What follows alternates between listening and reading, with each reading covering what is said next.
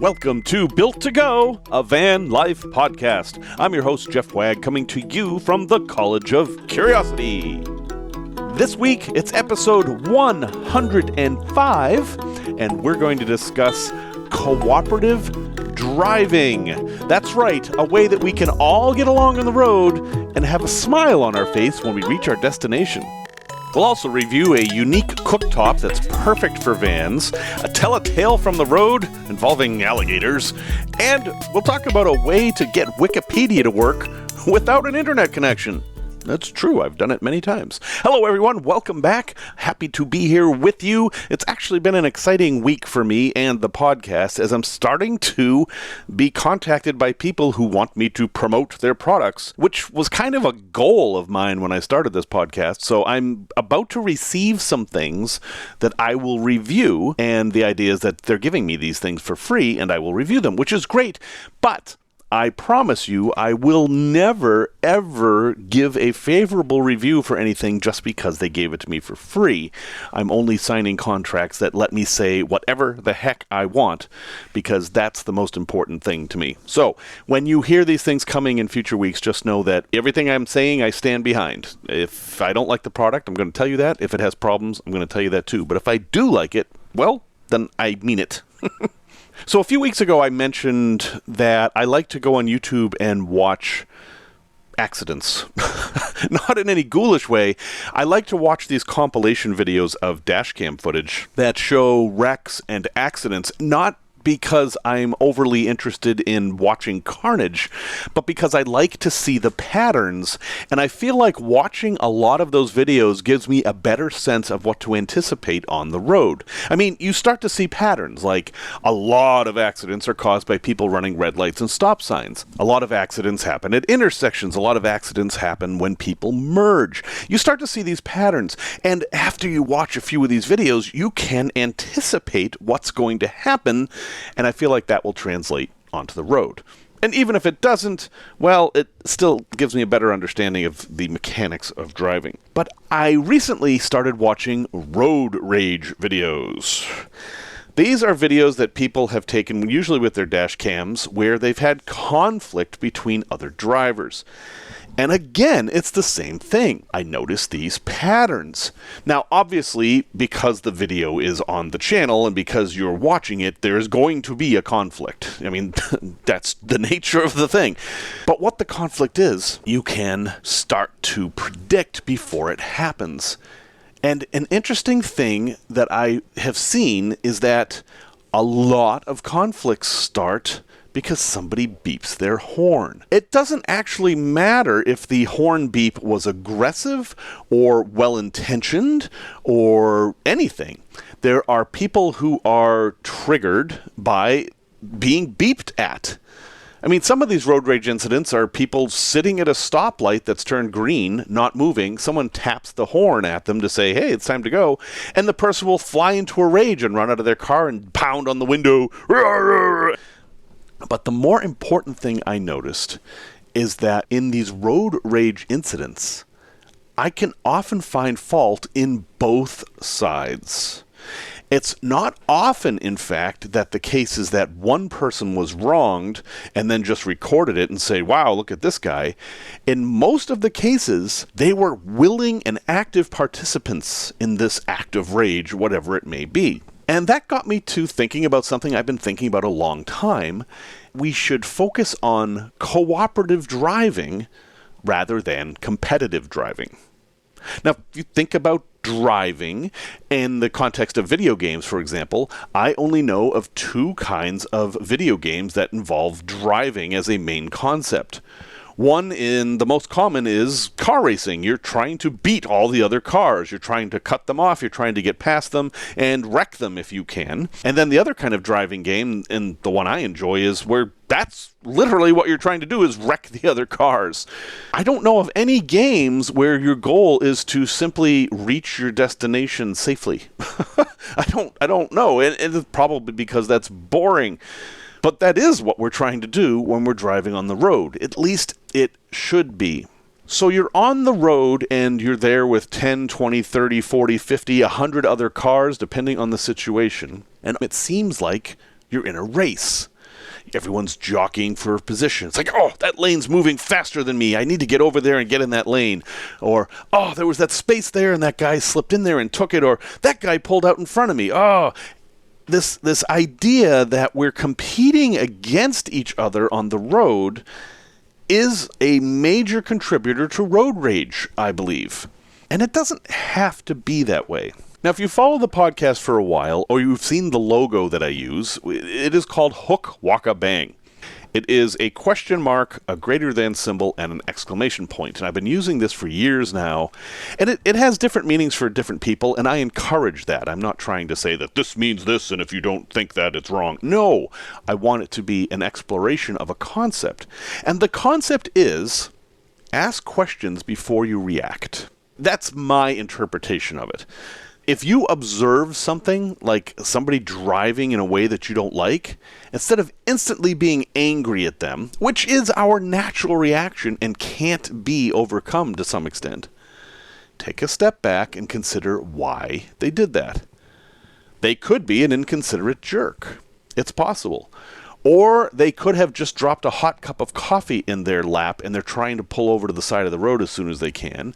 Or they might be having car trouble. Or they might just be clueless and not realize that what they're doing is dangerous. It's easy to understand how all these things can happen if we take a step back and consider that we have also done all these things. I certainly have. Of all the many thousands and hundreds of thousands of miles I've driven in my life, I have done stupid and inconsiderate things from time to time.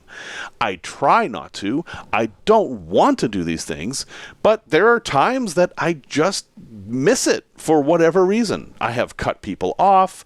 I have improperly merged. I've done a bunch of things that were just dumb that I regret. Having done those things, I find it a little easier to forgive people who do. Now, that's not to say that I don't get angry when I'm driving. When I'm out there and I see people just completely ignoring traffic laws, swerving in and out of traffic, just driving like they're in a video game, yeah, I'm annoyed. I think it's dangerous. And in a few cases, I've actually called the police if I thought that a police intervention could actually make things safer. There was one time I was doing 80 miles an hour on a road, and I was passed by a truck pulling a house. I'm doing 80, and I'm passed by a house that was going so fast that the wind was ripping the siding off of it, and it was falling into the road. I did call the police on that, and they did respond. Anyway, I think a much better way to look at driving is we're all in this together. We all have some place to go, and what can we do to help each other get there? No, really, start looking at the cars around you as your partners, your teammates. They're on your side, even if they're not. Because once you start getting in that mode, you become kind of a steward for the road. You become somebody who is taking an active part in making the driving situation better for everyone. And so what does that look like in real life? Well, it means making space for people to merge. If you see someone with their turn signal on, slow down a bit. Give them some space to come in. Don't speed up and try to pass them because, oh, they're trying to get in my lane. Folks, it ain't your lane. It's our lane. We need to share it. Let's share it kindly. It's about trying to anticipate and accommodate the needs of others in a reasonable way. Now, it's not simple.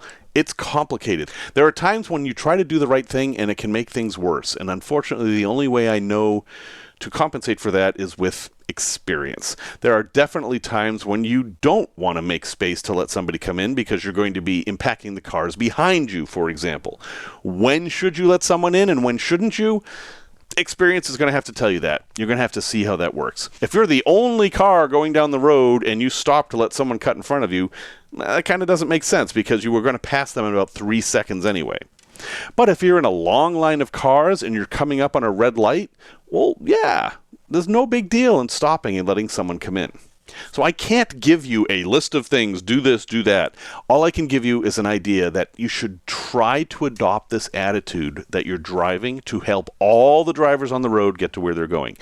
When you do this, any aberrations, like anybody who's driving like a jerk, are just that. They're aberrations. They can be excluded from your mental state. They can be just written off as, wonder what's going on with that guy. Let's stay out of his way.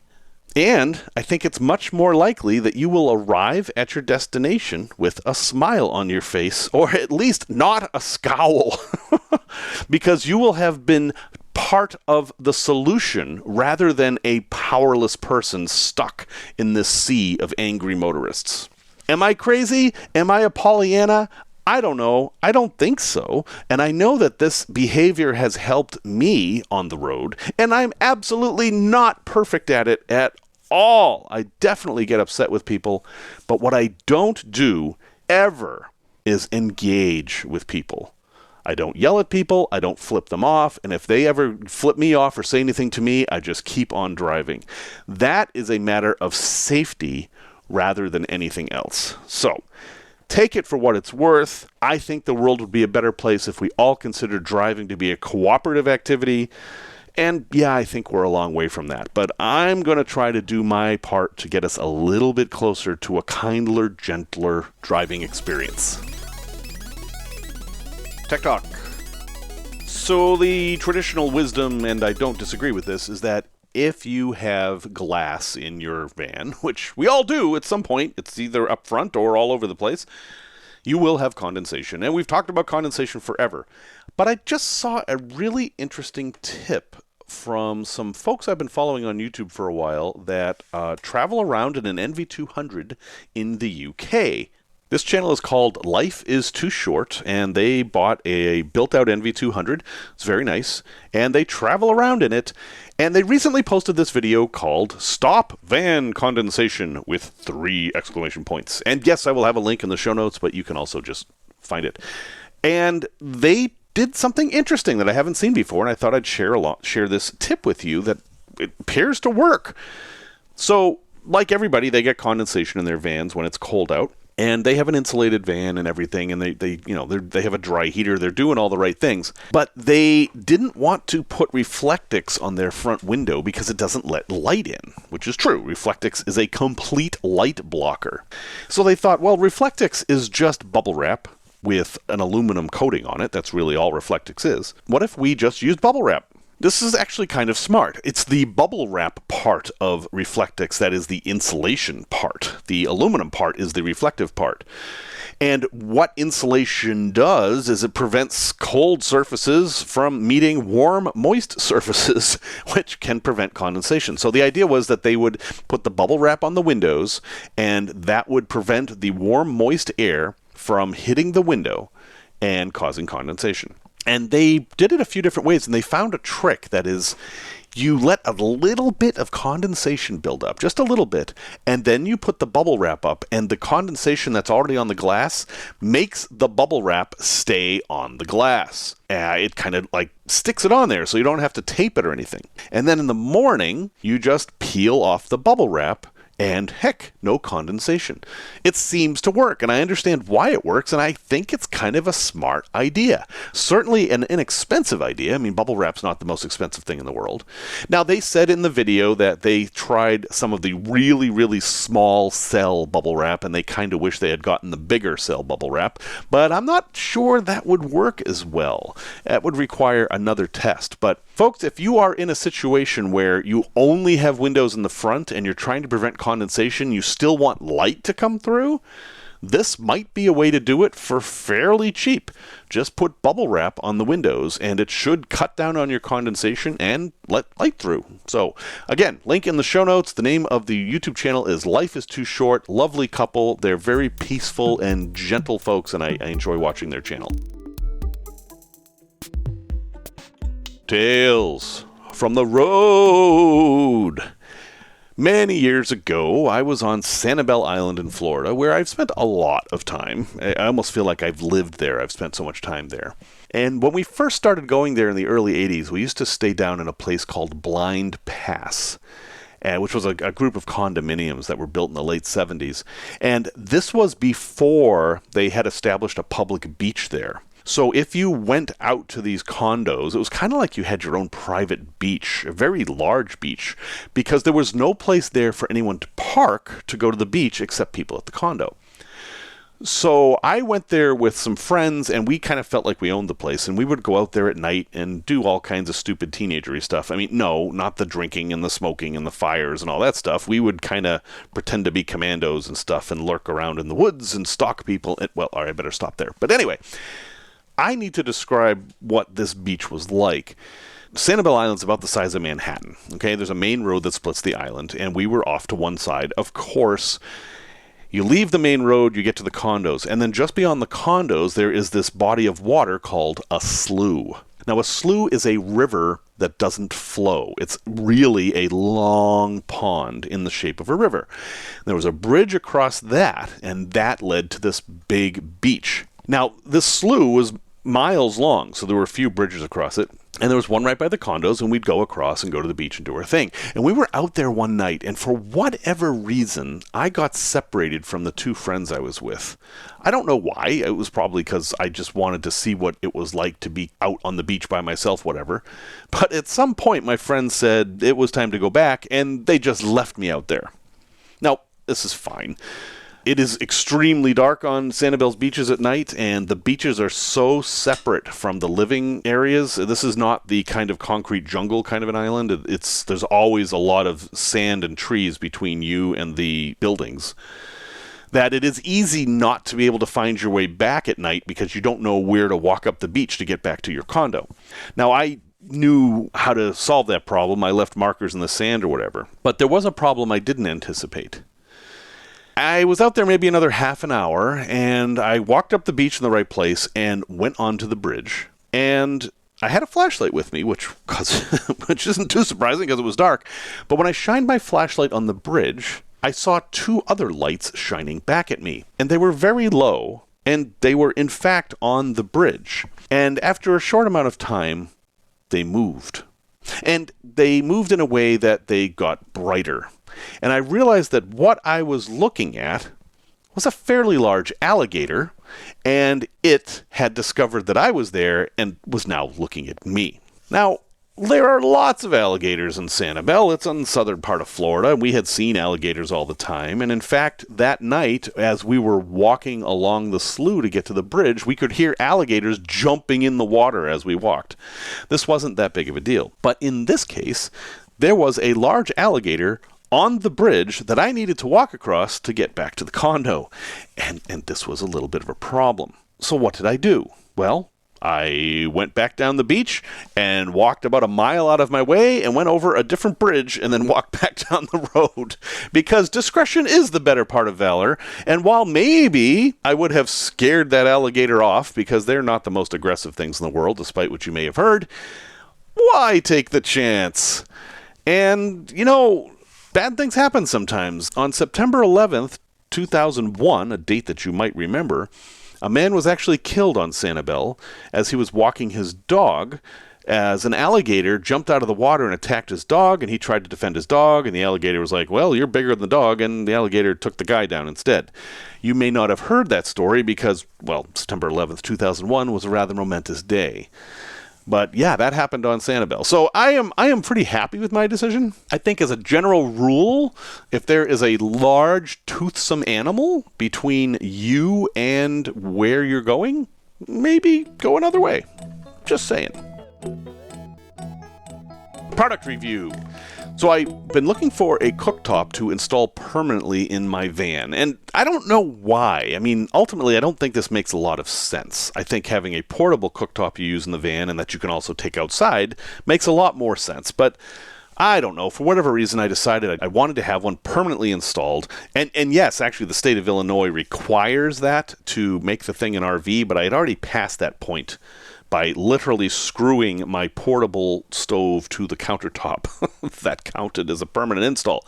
Anyway, I was looking for a built-in one, but I wanted electronic ignition. I didn't want one that you had to strike a match and light. And I don't know why. It was just kind of this bugaboo in my head. My little portable butane stove, I can just turn the knob and it lights itself, and I don't have to use a match. And I couldn't get over the idea that I'd have to use a match for the stove in the camper. And most of them are like that. Now, you can get household cooktops that hook up to AC power and produce a spark, but then you have to have the inverter on just to start your stove, and I thought that was silly. So I did find a stove, this Ramblewood stove, that actually uses a D battery to produce that spark, and it lasts like a year. And I thought, well, this is perfect. So it's if you're interested in this, it is a Ramblewood GC2 37P, and that P is important, high-efficiency 2-burner gas cooktop. The P stands for propane. Now, these things come in a configuration that you can switch them between natural gas and propane, but if you get the one that has the P, it is already set up for propane, so you don't have to change any of the things. More on that in a minute. Now, it's a nice unit. It comes with 2 different styles of knobs. It has a heavy grate. It's stainless steel, and it has a big high output burner, like higher output than most RV stoves would have. I mean, if you want to boil a big pot of water, this thing's going to do it much faster. And then a little tiny burner, which is great for simmering and stuff, which is often a problem on these stoves. It's often very difficult to get the temperature down low. So I really like those features. I think that makes this thing great. Also, when you turn the knob, it just lights. That's awesome too. So with all of that said, you might think I'm going to give this thing an unqualified recommendation that everyone should buy it. Yes, there's a link in the show notes. But there are some cons. One of them's pretty large. First off is the cost. It's $210, which is not an inexpensive way to get a stove in your van. You can do it for half that very easily. But this was something I was going to splurge on, so I was like, okay, I'll spend the $210. The bigger problem is that it comes with a regulator, and this is a very complicated thing to solve. I'm not exactly sure what the problem is, but this regulator does not work with propane tanks installed in vans. Those gas grill propane tanks, which is what I'm using, a 20-pound propane tank, the pressure that comes out of them is too much for this regulator, and the regulator basically blocks the flow of gas. So I contacted the company, who was in China, and actually talked to them on the phone, and they said, yes, you need to go get a regular gas grill regulator. All right, well, that's kind of annoying. You spend $210 on something, and then you have to buy another part. But this is a fairly common part, and okay, fine, I'll do that. But the real problem is the connection to this stove unit is a little weird. I'm not exactly sure what kind of a connection it is, but it's not what it looks like. You need basically to find an adapter that fits on it so you can hook up hoses. And you will find American-style connectors that will screw onto this thing, but they will leak. And no amount of tape or dope is going to stop that leaking. You need to find the adapter. So, do I recommend this thing? Yeah, if you're willing to go through all this hassle, I actually think it's great. Now, it does rattle a little bit when you ride. It isn't officially built for vans, but there are professional van builders who use this model, and I haven't found the rattling to be overly concerning. And if I were on a long trip, I mean, I could just take the grates off and put them in a drawer or whatever. It cooks great. The install was fairly simple with the exception of the gas hookup. So, yes, I do recommend it, but know that it's not going to be all that easy. If it's your first time working with propane, you're going to have to learn a lot, and you're going to have to be very comfortable with detecting leaks and putting on fittings and knowing the difference between all the different kinds of fittings, because holy cow, the land of gas is rife with different kinds of connectors that all look the same. All that said, I have a link in the show notes. It is the Ramblewood GC2 37P, and now that it's all done, I'm very happy to have it in my van. A place to visit. Because of jobs I've had and interests I've had in my life, I have visited a lot of quote-unquote paranormal places. Yeah, okay, enough of that. I grew up in New England, and in New England, there are a lot of unexplained structures. So New England has had people living in it for thousands and thousands of years, and by the time Europeans came here, most of those previous peoples were gone. And the best theory now, which is pretty well supported, is that Portuguese fishermen spread smallpox in the 1590s, and that basically wiped out nearly the entire population of native folks in New England. But they built things. Mostly they built them out of wood and hide and things like that didn't last. But sometimes they built them out of rock. Because if there's one truth I have learned in life, it is that if people live in a place where there are rocks, they will build things out of them. That's always true, and it was true in New England. And there are a lot of rocks in New England. When the glaciers came down through New England, they collected rocks as they tore apart mountains. The rocks would land on top of the glacier, and then when the glacier melted, the rocks stayed right there. So a walk in the woods of New England is a walk through rocks. Because of that, there were lots of rocks, add people, and people built things out of the rocks. Okay, there is a persistent myth throughout the paranormal community and through history even, you even learn this in history books, is that these ancient structures could not have been built by these primitive peoples. Oh no, we must have another explanation. Surely the ancient Celts or the Vikings came over and built these things, or maybe it was aliens. At any rate, you can find a number of structures in New England that are ascribed to groups other than the people who are actually living there for whatever reason. One of those places that I think is a fun place to visit, even in the winter, is in Coventry, Rhode Island, and it is called the George Parker Woodland Wildlife Refuge. Isn't that a nice name? If you go to this place, after a very short hike, you will encounter small pyramids of stone, technically called cairns. And there are about 100 of these things all through the woods. The woods are hilly, and you're walking through there, and there's trees everywhere, and boom, there's this 6 foot, 8 foot tall pile of rocks. And then around the corner, another 6 foot, 8 foot tall pile of rocks. And there's no historic record of these other than in the 20th century. Basically, nobody wrote down, found these woods, was full of piles of rocks. I don't know why. So where did they come from? It's a mystery. You can play up the mystery all you want. Fact of the matter is that there were people living there, and there were rocks there, and the people built something out of those rocks. But in this case, my belief is they weren't building something. They were getting the rocks out of the way because they wanted to farm.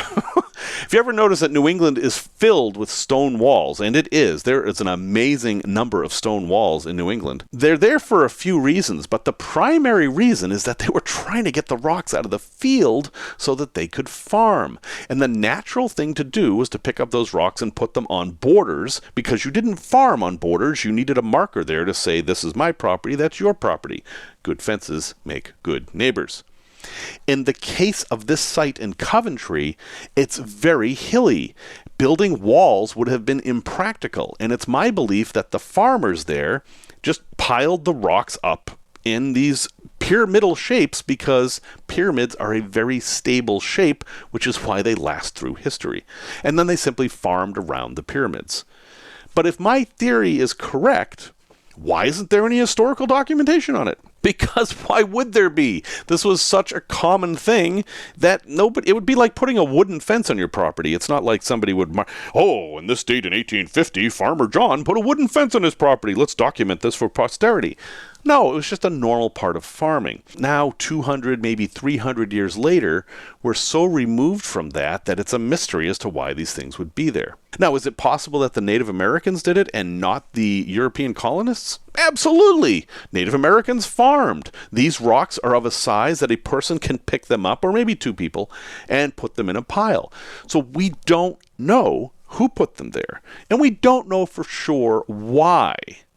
But Occam's razor says the simplest explanation is often the correct one, and, well, that's where I'm going with this. All that said, it's still a great place to visit. It's a little piece of wilderness in Rhode Island, and I love visiting these places, especially when you consider that all the trees around you weren't there 100 years ago. That was all farmland, and you can try to imagine what it must have looked like then. So anyway, sorry for the long rambling rant about paranormal places, but that's the kind of stuff I think about. So if you want to go visit this place, it's the George Parker Woodland Wildlife Refuge in Coventry, Rhode Island, and it's a lovely spot. If you're going in the summer, bring some mosquito spray, because holy cow. Resource recommendation. I used to do these cruises where I would be on the ship hosting a bunch of people, and I was not given internet access. Internet access on ships, up until recently, was not only difficult, but expensive. And I'm the kind of person who Wikipedia's everything. Like, I'm on Wikipedia 20 times a day. I donate money to them regularly because of this. I am a Wikipedia junkie. And I don't think that's a bad way to be. And I think Wikipedia is an amazing resource. And when I am not able to get internet access, I miss it. Well, folks, it turns out it's possible to just download Wikipedia. Yep, it's true. You can download all the content of Wikipedia and then run an app, and you can use it offline. So if you want to know the history of a place you're going, you can Wikipedia it offline, and I think it's great. When I first started doing this about 2015, it was a 19 gigabyte download. It's up to about 122 gigabytes today. But hard drive space is cheap. I mean, you could basically have a USB drive that had all of Wikipedia on it. Now, it doesn't include the photos and movies and things like that. It's just the text. But still, it's an amazing resource. It's all free, and there's like 16 different ways you can access it. There's all kinds of programs and stuff like that. So I'm going to put a link in the show notes that describes this process. It's not that difficult, although it tends to be in computerese language. You basically use a program, and you have it load the database, and then you search it like normal, and that's it. Once you set it up, that's it. And then you can update it as things get added to Wikipedia. But wow, I feel so much more of a real person when I'm connected to Wikipedia, even if it's offline. And I'm sure that's some sort of commentary on our modern state of being, but heck, if it means knowing more things, I'm okay with it. Well, folks, thank you very much for listening to episode 105. I very, very much appreciate it. My YouTube channel is about to start up again. I did a whole bunch of experiments, and now I know what I'm going to be doing, so look for more YouTube content coming soon. Music, as always, is by Simon Wagg. And until next time, remember this quote from the Dalai Lama: "Be kind whenever possible. It is always possible."